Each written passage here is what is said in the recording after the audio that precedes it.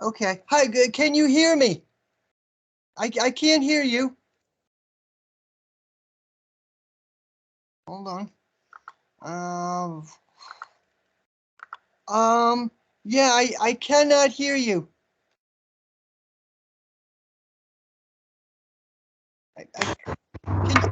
Okay, can you hear me now?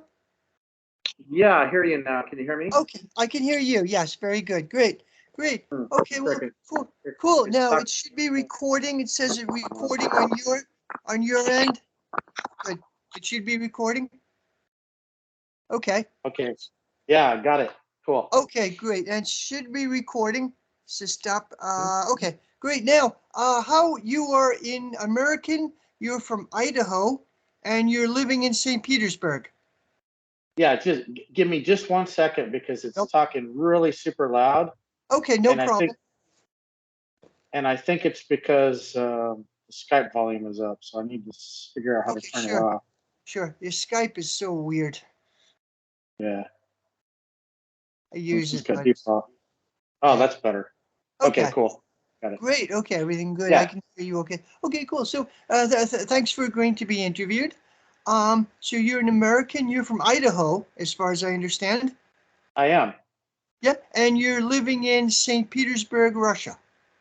Yeah. So I was born and raised in Boise, Idaho, and I spent a few years in Washington, D.C. before we moved here to St. Petersburg, but we've been in St. Petersburg since 2004. Okay, okay. And what brought you to St. Petersburg? Well, it's kind of a long story, and I'm not really sure I know the story. Sure. I met my wife, who is Russian, in Washington, D.C. So I was friends with her brother, and we met, hit it off, got married, and we lived in Washington, D.C. for 5 years. Okay. Um, but before that, I had actually spent some time abroad. I lived in Italy, in Torino, Italy, for a while, and I'd also spent some time in Costa Rica. Okay. And I really just loved living abroad. I liked being an expatriate. Right. Yeah. So after after we had been married for a while, I talked my wife into moving back to her hometown, which is St. Petersburg. Okay. Okay. Interesting. Yeah, I'm American. I live in Maine right now. I spent most of my life in Vermont. I lived in Moscow for 3 years in the late '90s in my backpacking days. Hmm. I mostly taught English to Russian business people. I was there during the late Yeltsin era. What I'm hearing is like a lot different. It's night and day. I've heard Moscow and Russia is a lot different. When I was there was still a lot of poverty. There were okay. The people I lived with would give me fruit often to carry with me, like I had a pear or an apple or something. Hmm. And I would go on I spent a lot of time on the metro. The subway there is like the best in the world. It's makes the New Yeah. York subway look. Anyway, I would teach English, give English lessons to Russian business people. And this one area of Moscow, it was packed with beggars. I don't know what happened, but so I had this pear that was in my bag for a little too long. I said to throw it out. It was like a dumpster, like a garbage bin, and these babushkas, like older women, babushki, they Hmm. dove for it. Like they Wow. dove for this piece of rotten fruit I threw, and that was heartbreaking. For me, it Yeah. was like a radicalizing experience. Like Bill Clinton was saying, like stay the course, stay the course. This shock therapy had been it devastated Russia. It was like a crime against humanity, and I saw the results of it, like in the '90s. As you know, half the population of Russia almost was thrown way below the poverty level. Hmm. Uh, Russia had the lowest male life expectancy rate in the world, like 56. They lost almost as many people in the '90s as they did during the Second World War, the Great Patriotic War. And I think the shock therapy, like Naomi Klein's book, The Shock Doctrine, describes some of Hmm. this. It was really a crime against humanity. They were better, I think, when they were the Soviet Union, to be honest. They had to change their system, but the way they did it. Anyway, what I'm hearing now in Moscow is like Moscow is night and day. Moscow is it looks like a boom town. Even with the sanctions, people are telling me it's like a boom town atmosphere. Has a Moscow has a craft beer scene. Like my Moscow pizza rivals Chicago pizza. And it was like, whoa, that's not the Moscow I knew, like night and day. I wonder how you feel. What do you pick up in St. Peter? I've been to St. Petersburg briefly. It's really beautiful. Well, what are you picking up in St. Petersburg about the mood of the people? What's the feeling of the city? Well, before I answer that, let me go back. The first time that we visited Russia was in the year 2000. We visited for New Year's in 2000, and we arrived in Moscow, and then we took a train to Arkhangelsk, where my wife Natasha's parents live. Okay. And yeah, if I compare today to back then, yeah, it's like you said, it's night and day. When we arrived in the train station, the policemen well, there was a bunch of people sitting around in the train station. They were drinking something out of a plastic jug. It was some sort of Kool-Aid mix, obviously some alcohol. And there was a policeman that was supposed to be, I guess his beat was the police station, or I mean the train station, and he kept circling around, and he would sit down with these guys, and he would take a big swig out of the jug, Right. then he'd kind of stumble off, and he'd come Yeah. back in a few more minutes and take Oh, another swig. yeah, there was a lot Yeah. of that. Yeah. Today, this is unimaginable. This just could not happen. It would be shocking to see this today. It's impossible. Yeah. There, there's just been massive reforms, and there's just been, I guess, a massive transformation of the economy. Okay. So yeah, something like this just wouldn't happen. When we first moved here in 2004, the trams weren't sitting on the pavement. The track had broken the pavement, and track was sitting in the dirt, and they would just like kind of wobble down the road, and they couldn't go any more than like maybe 5 or 6 kilometers per hour, because if they did, they'd just fall off the tracks. Okay. And today, everything has been transformed. Like I guess you've seen pictures of Moscow City, where it's really I've been to most of the major cities in America. I've been to New York and San Francisco, Seattle, Dallas, Denver, and Chicago. And there isn't anything that I've seen in the U.S. that's comparable to Moscow City. It's more modern. It's more shocking, I guess, is a word that I would use. Okay.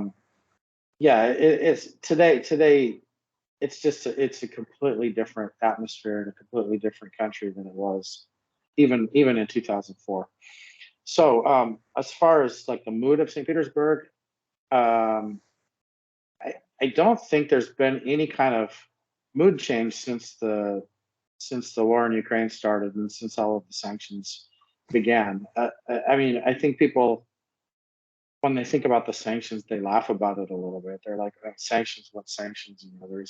We can still buy Coca-Cola if we want, but we can also buy five or six new brands of cola that are Okay. the exact same recipe. You could do a taste test, and nobody could tell the difference between these. And there'll be something like Cool Cola, and I don't know. I can't remember all of the brands. They change by the week, but they're exactly the same, because they're made in the same factory, Okay. and they're made with the same recipes. So it's Coca-Cola. We used to have McDonald's. McDonald's closed, and now we have, what is Uncle it called? Vanya's? Oh, is it Uncle No, Vanya's? it's Vkusna i Tochka, something like, it's like tasty, full stop. Okay. And it's exactly McDonald's. So the only thing that I would say is different is the French fries. Instead of being those thin French fries that are McDonald's is famous for, they're a little bit fatter now. Okay. Interesting. But everything else tastes exactly the same. And that's it. That's the only thing that changed. Coca-Cola and McDonald's left, and then everything else is the same. Okay. We have, in fact, I would say that since the sanctions first began and the sanctions started in 2014, not last year, when the real invasion of Russia, or where Russia actually went in. and they made a big deal about the sanctions. The sanctions started in 2014, 2015 when there was the coup d'état in Kiev, and Russia had to take over Crimea. They just had to because they have the Sevastopol, which is the Navy base there, and they had to control that. They couldn't allow that to become part Would of have been a NATO. geopolitical catastrophe. The Black Sea would have Yeah, been NATO lake, basically. exactly. And I don't want to get into that too much, but I'll just say that it was done with a referendum. It wasn't done militarily. It was done at the behest of the will of the people Right. in Crimea. And anyway, there was a big round of sanctions back then, and that's when the ruble really actually took a real hit. The ruble didn't take a hit last year, but it did take a hit in 2014. We lost 50% of the value of our home, which we'd paid for in dollars, which we'd translated into rubles, and then in the dollar value of our home, we lost 50% of the value because of the sanctions. Right. We've regained some of that since then, maybe all of it. I'm not really sure. But because of those sanctions, there was a real transformation of the economy here. They used to rely on a huge amount of imports. Like we would import all kinds of cheeses and things. They didn't really have a lot of Russian cheese. They had Russian cheese, but it was like a very small selection. But today they can't import cheese from France or Italy or anything anymore, so they just make their own, and it's pretty good quality. I would not say it's at the level of French quality or Italian quality. I mean, that's pretty impossible for almost any country to copy, but it's good quality. It's decent quality. I would say that like cheddar cheese here is as good as cheddar cheese is in the U.S. Okay. And it's produced here. It has its own distribution here. Right. And the surprising thing is that when they blocked cheese is something that I remember because it was like, okay, they're blocking the cheeses. We can't import the cheese anymore. And just a few weeks later, all of these Russian cheeses just popped up on the shelf, like Mazdam or cheddar and all of the Western brands of cheeses.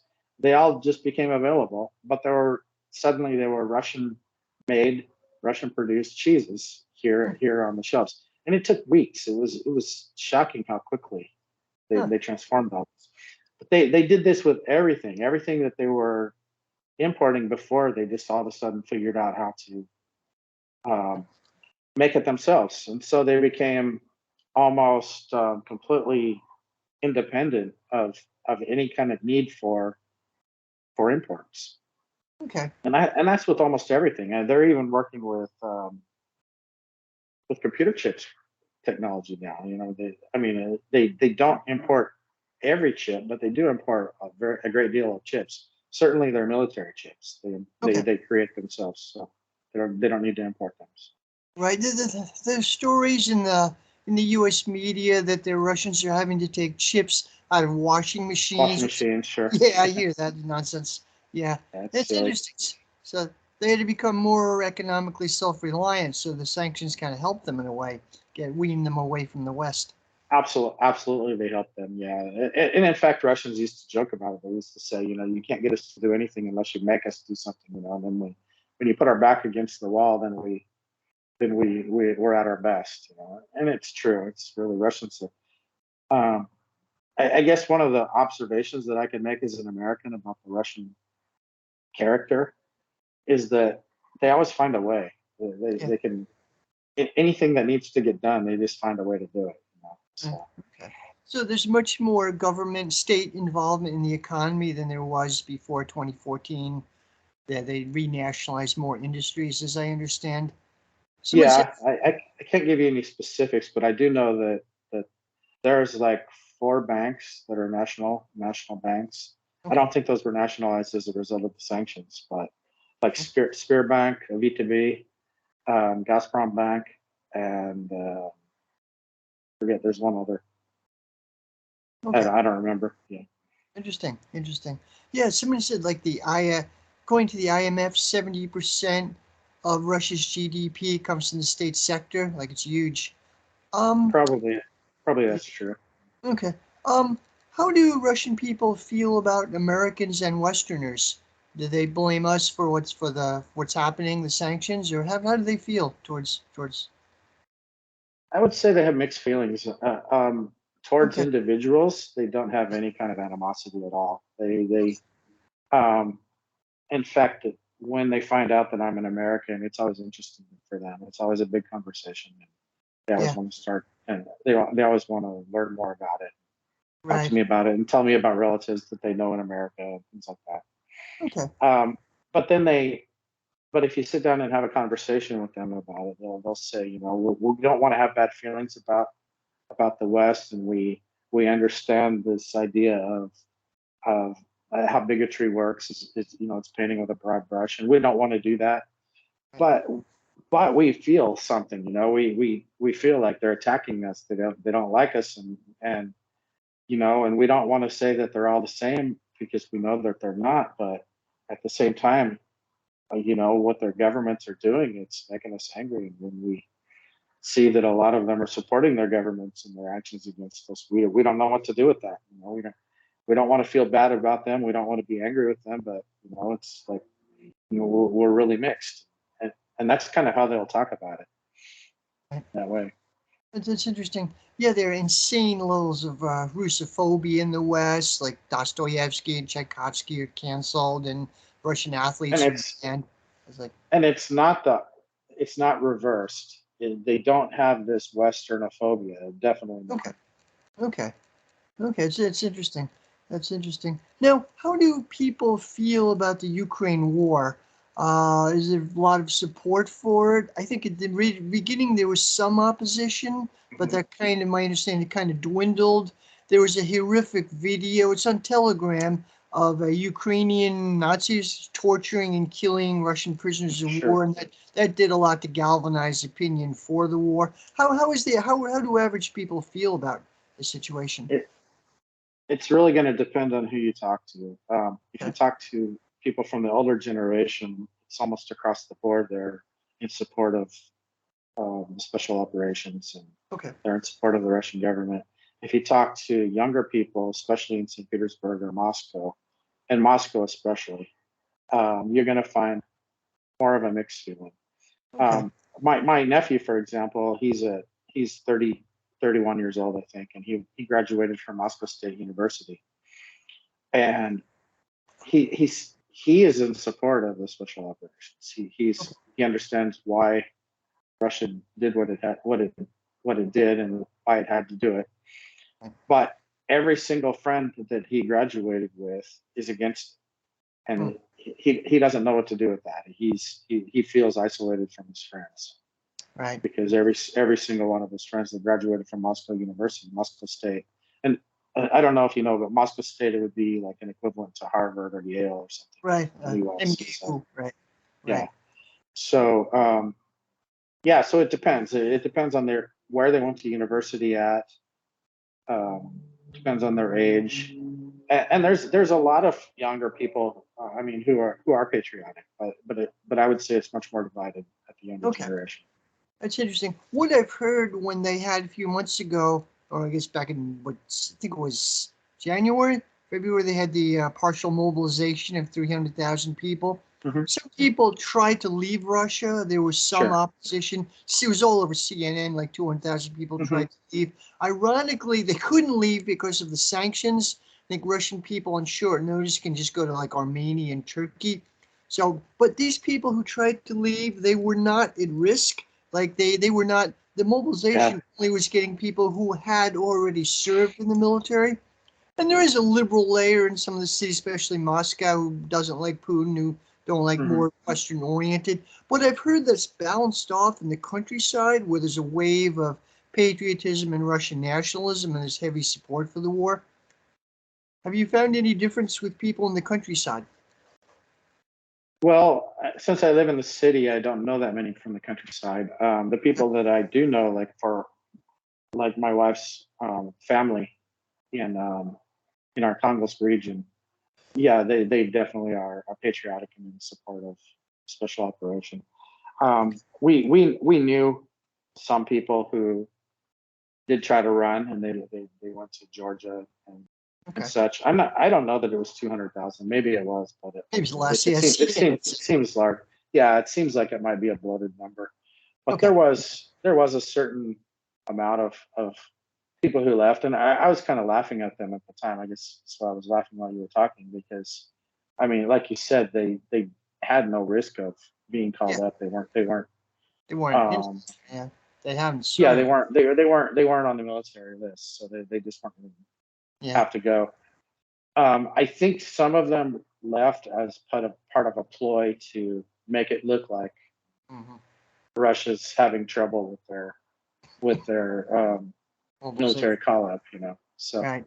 Right. and they did. I guess that there was some problem with the mobilization there. You know, in the beginning, there was a little bit of problem with disorganization and things where people were on the list that shouldn't have been on the list, Right. vice versa. But I guess that's just kind of par for the course. It's something that happens when your country doesn't mobilize Yeah. as a normal thing. You know, you're going to have some bugs. You know, when you try it. So, Russia hasn't had to mobilize, you know, since World War II. So. Right. Yeah, it's true. So yeah, interesting point. Russia is, according to many people in ultra media, is definitely winning. It's impossible for Ukraine Mhm. to win this, and the mainstream media in the U.S. is finally starting to recognize this. But it is going very slow for Russia. It's been a year. Why do you think, like, Russia was fighting? Seems to me fighting with one arm behind their back. They were kind of reluctant to go in for a full-scale war, it seems. And why do you think this was? What explains what's been going on? This is a difficult question for me because I don't have a military Sure. background, and I rely on people like Scott Ritter Yeah, Scott Ritt is great. Yeah. yeah, and Colonel McGregor and things like that. So I guess that I would be kind of parroting them if I answer this Okay. question. So, Sure. um, but I guess just to give a short answer, the the Ukrainian army was much bigger and stronger than Mhm. I think a lot of people give them credit for, Right.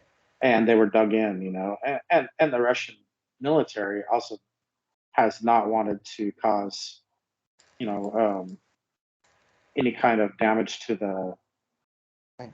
to the civilian population. You Right. know, they've Putin himself, avoided, right. yeah. Putin himself said many times that Ukrainians and Russians are one people, basically. We're the same people. Trying what to go slow. I, I I think everybody that I know has relatives in Ukraine Okay. or has friends. Yeah. Right. There, one thing I read, there are like 100,000 Ukrainians living in Moscow. I think something like since the war started, about 1 million Ukrainians went to Russia.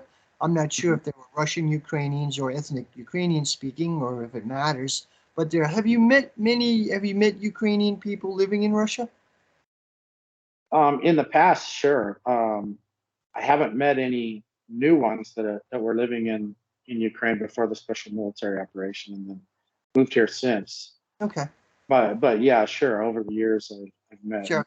Yeah. a large number of people. Yeah. Okay. And they're basically the same people. There's not a huge difference. Very You good. can't tell the difference unless they tell you, Yeah. or if you hear their last name, like the Chenko. um, Yeah. Chenko type thing, yeah, at the end of the Ukrainian name. Right. That's pretty. That's interesting. That's interesting. Um. Okay. What are changing subjects slightly? What are winters like there? When I was in Moscow, I remember February. Like I spent most of my life in New England region of the U.S. and you're from Mhm. Idaho, but Moscow winters, like especially February, I remember it would be painful to walk a few steps outside. What do you find? Is it still just as cold, or St. Petersburg? I know it's by more It's Russia's inland. Really cold. Well, I would say that the winters in Idaho may be a little bit harsher in some Okay. ways than they are Okay. here. Shorter, but a little bit harsher. St. Petersburg, since we're on the Baltic Sea here, or just inland from it. I think it's kind of like Seattle, where it kind of collects some warm atmosphere from the sea. and it never gets super cold. Right. We do get kind of a cold spell, usually in February's, where it gets below zero, Fahrenheit and Celsius. Um, at, if you reach, I don't know if you know, but if you get to 40 below, it's the same in Fahrenheit and Celsius. Yeah. I don't remember it's been 40 below since we've been here. It definitely was in Idaho, but once or twice when I lived there. I think it gets to about 20 below Celsius here Okay. in February. Yeah. Okay. This year we had kind of I guess a kind of a mild winter. We had a lot of snow, which is unusual because in Idaho we'll get snow here in about all winter. But here it'll snow and then it'll melt. It'll snow and then melt. Like the next day. But this winter it's been white all winter. So we've had white on the ground all winter. It's been Okay. kind of unusual. Interesting. Yeah, when I was in Moscow, I remember there wasn't a lot. There was snow, not a lot of snow. It was like cold. It was a dry cold. It wasn't a Mm-hmm. huge amount of snow. I spent most of my life in Vermont. We get a lot of snow there. It was a dry cold. But is Christmas a thing? Like Western Christmas wasn't that big. Russian Orthodox Christmas wasn't big either, but New Year's Mm-hmm. was huge. They And celebrate? Yeah. it's the same. Yeah. It's Christmas. Nobody celebrates the Western Christmas, and then New Year's is almost identical to what we would call Christmas in America. Right. You've got Santa Claus, and then in addition to Santa Claus here, there's Snegurочка or Snow Girl, Right. Right. Snow uh, Maiden, Sneguchka. Yeah. Snow Maiden, yeah. And yeah, they have a Christmas tree which they call a yolka, and they put presents into the tree. They have a New Year dinner. Okay. Instead of New Year dinner during the day, sometimes they have it late at night, so they eat the dinner before the president comes on, and that's a difference where everybody gathers around the TV, and then the president will speak and give a New Year's speech, and the whole country, absolutely the whole country, sits in front of the TV and watches Putin give Oh, his New Year's talk, and it's just it's nothing political about it. It's just just a you tradition. Yeah. know yeah, it's a tradition of wishing people greetings for the new year, and memories for the year that's passed and things like that. Okay. Then afterwards, after Putin gives his speech, then around 1 or 2 o'clock in the morning, people will go out and have fireworks. There's Okay. also fireworks right at midnight, of course, but then Right. the big celebrations is after the speech. People will go out to the streets and have fireworks. Okay. Interesting. Yeah. Otherwise, it's like Christmas. And then as far as the Orthodox Christmas, which is I think the seventh of Mhm. Yeah. January. Yeah. January 7th. Um, I'd say it's not celebrated that much, except for people who are like super religious and I go to church. Right. Light a candle or something. Okay. I've been to Orthodox services when I was there. Much different from Western church services. Like people stand up, like the saints festivals, they stand up and the priest chants and much different. But I guess I haven't really been to a service. I've been inside the churches, because they're okay. museums basically. But I've never really been to an Orthodox service. Okay. Um, I don't think they like an American Protestant church where they have a preacher that stands up and gives a sermon. Right. I think it's more of a ritualistic thing where they'll light incense and light candles and things like that. Maybe, like you said, chant. So, Yeah. Right. Interesting. Now, during the summertime in St. Petersburg, there are white nights. Like it stays daylight mhm, till 2 in the morning. In Scotland, Scottish Highlands, it's like that too. That was really cool. You can go mhm. out 1 o'clock in the morning. It's still daylight out. Yeah. Yeah, Oh, white nights are really cool. yeah. And there's a bridge like that lifts up. It's been years since I was there. It lifts up. Young people go there and you watch the bridge lift so ships can go by. I forget which bridge that was, but it's interesting. Well, all of the bridges do. Yeah, actually, Yeah. there's a whole line of bridges, maybe 4 or 5 bridges that open up.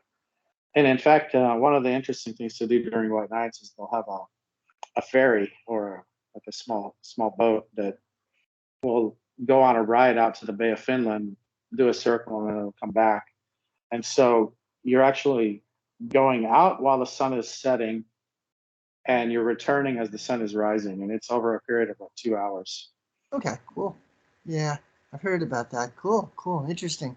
Yeah, changing subjects slightly, how did people feel about the murder of Daria Dugina?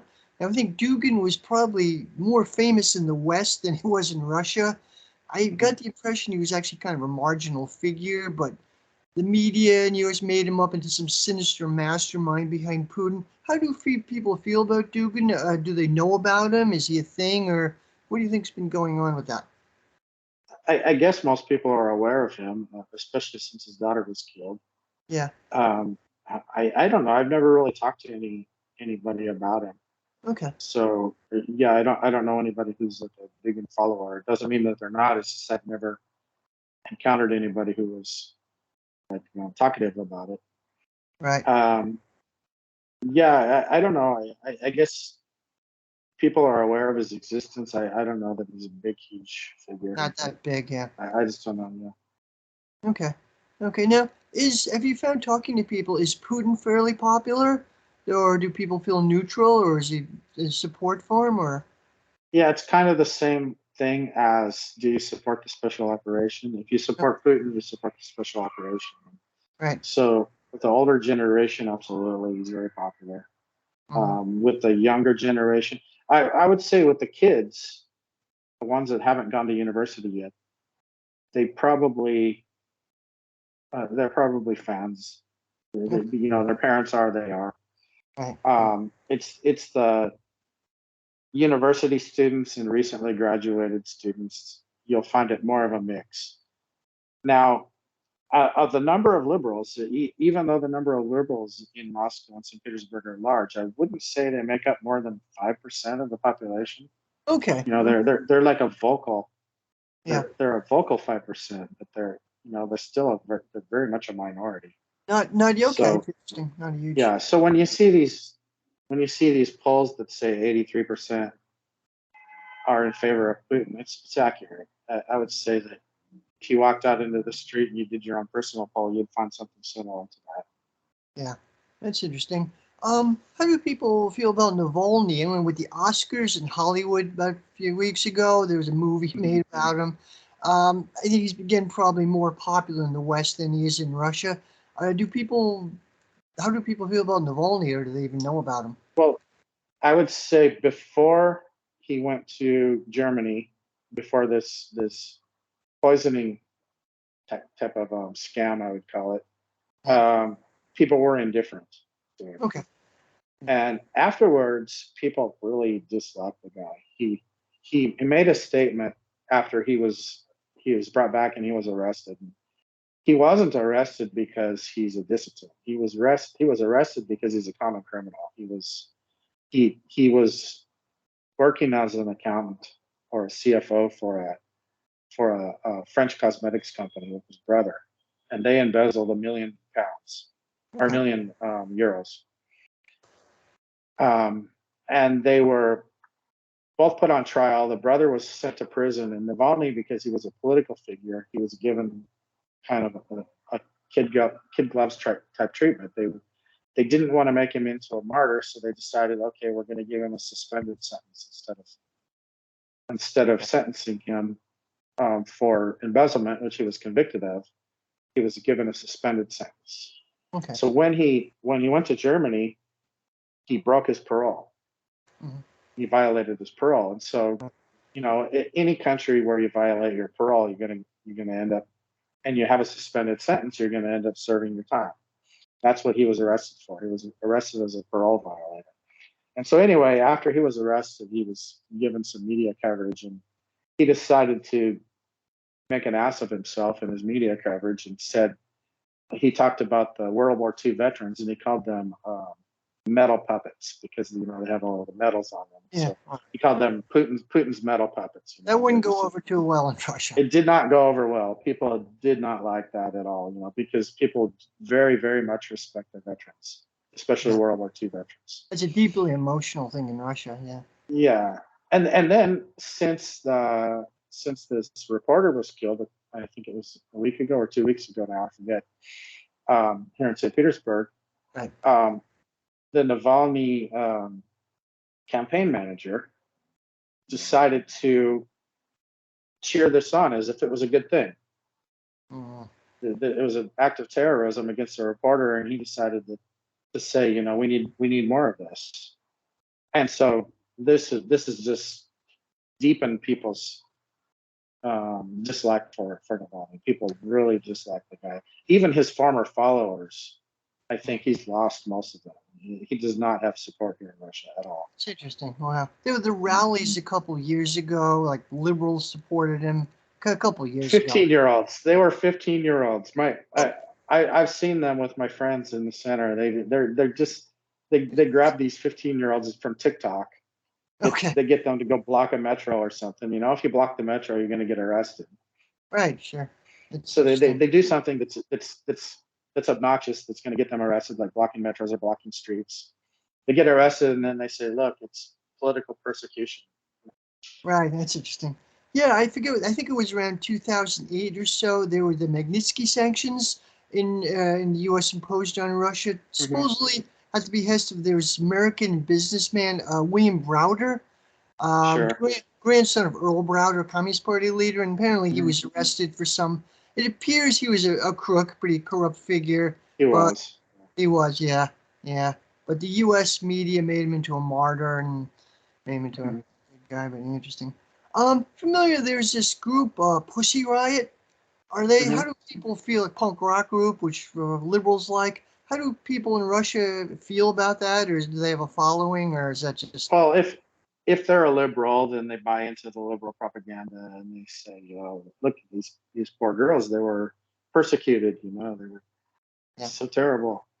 But I think the vast majority of Russians were just indifferent towards them. They still are. Okay. I don't know the story that I know, and I haven't followed this very closely, so I could have some mistakes. But the story, as I understand it, is that they went into the church in the center of Moscow, and they they just screamed a bunch of blasphemies. Okay, desecrated. And then they just they were just really super obnoxious, and they were screaming these blasphemies. Then they were arrested for disturbing the peace. And after they went and recorded a song that was a Putin protest song. And this was done after they were arrested. So then in the West, they said that they went into the church and they sang this Putin protest song, and they were arrested for protesting Putin. No, they were arrested for being assholes. And then they went and they did this bait and switch type thing where they said that they were arrested for singing the song. The song hadn't even been written yet. Right. Interesting. And they come from like an anarchist milieu, a petty bourgeois anarchist milieu. They don't really have a huge following. I think they come from a George Soros milieu. Probably, yeah. Yeah, I got that impression. Yeah, Slavoj Žižek was supporting them for a while or something. But yeah. Have you had any experience with the Russian left, the Communist Party, the Russian Federation, or there's another group? What do people think of like Gennady Zyuganov or the Russian communist groups? They have much of a following in St. Petersburg, or? Definitely a bigger following than Navalny ever had. Okay. Yeah. I don't know any of them personally, but I think that people have generally good feelings about them, especially the older people. The older people have a lot of nostalgia for the past, for the communist era. That was huge. And in fact, there's a channel on TV called Nostalgia, and it shows a lot of movies and things like that were developed during the communist era. Right. So it's popular enough that it has its own channel on TV. Right. So we see communist rallies and things in the center, and it's usually older people that are participating in this, and people just kind of see it as like a par for the course type thing. It's like it's like a normal part of the landscape. It's part of our culture. It's part of our history. Right. It's like a building that's always there. The Communist Party is always there. So, Right, interesting. Yeah, I remember there's some really interesting Soviet era TV shows which they showed when I was there. mhm, I think I think it was with 6 Days in May, fiction about Second World War, about a Soviet spy in Nazi Germany. That mhm, was really well done. There was one, I forget the name of it. It was almost like Leave It to Beaver, only like Soviet version of it. mhm, Somewhat idealized look at Komsomol kids during their 50s or 60s, kind of similar to U.S. stuff, but more interesting. Some of the stuff from that era, TV programs, were kind of interesting. I mean, mhm. cliche, but they were really interesting. Yeah, cool. How's the food in St. Petersburg? Is there much of a restaurant scene, or? Yeah, it's I would say the food is just well. Let me go back there. So when we first moved here in 2004, there used to be everything was Russian food. I mean, it was really difficult to get anything that was westernized, and if it was westernized, it was probably really bad quality. If it was Russian, it was good quality, you know. And they had, I missed some of that. They had these like little cafes and stuff where they would have like babushka type food, you know, food that like grandma's borscht and grandma's fried potatoes and things like that, and um, cheap and really good quality and really nice. And that it's really hard to find nowadays. You don't see that anymore, and it's become more of this um, like evolving restaurant scene that I wouldn't say it's westernized. It's like it's its own Russian creation that's kind of evolved, and it's really big. And there's just like a huge number of restaurants that popped up onto the scene. That I think my friend Stan, I don't know if you know him, Stan Jaycox, he lives here in St. Petersburg. He's he's been here as long as me, and he talks about something like 6,000 restaurants. And I think it's absolutely possible. There's 6,000 like new restaurants, Yeah, not 6,000 total, but like 6,000 new ones have been popped up in the last couple of years. well, Um, they the restaurants here are super unique. They they have decorations and designs inside that I've just never seen anywhere in the West at all. I've been all over Europe and all over the U.S. and I've never seen anything like it. It's just like super cool, creative, really interesting restaurants. Like, for example, there used to be this restaurant called Suitcase of the Pregnant Spy, and they had kind of a a theater that went along with the food and the restaurant.